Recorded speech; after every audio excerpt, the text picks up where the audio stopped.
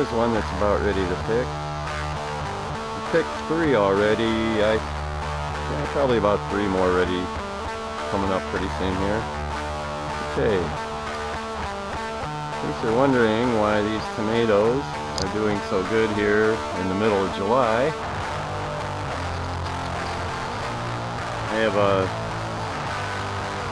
8-foot piece of molding up there. You can see the tomato is probably about, realistically, a little over 6 feet tall. You kind of compare it to that molding there. And basically I started these tomatoes February 1st. Started them in little like Dixie cups. Then I transplanted them to like 16-ounce beer cups. And then finally put them into these 1-gallon milk jugs that I cut the tops off of. And I made a raised bed, a narrow raised bed. Let's see, I'm gonna angle view this.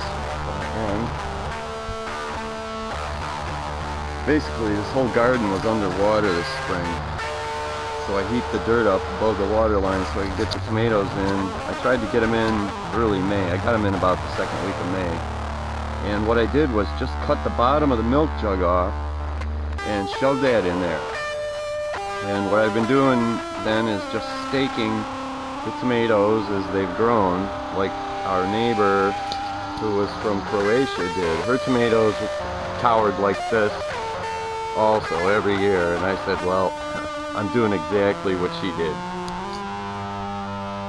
Basically, the milk jug thing, I never tried that before, but that's worked out great because I can do concentrated watering and fertilizing right into the milk jug. Also, on the final transplant here into the milk jug, I added some crushed up coral and puka shells, calcium carbonate.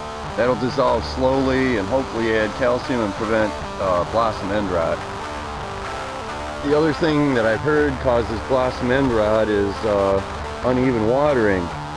So I rigged up a little bit of my aquarium technology for replacing water in aquariums slowly, and basically I'm just siphoning a 6-gallon bucket of water through thin tubing right into that milk jug, and the water just goes straight deep down to the root. So I can do that maybe once every 3 days, and we're having a drought right now. It's getting pretty dried up here, so this is nice.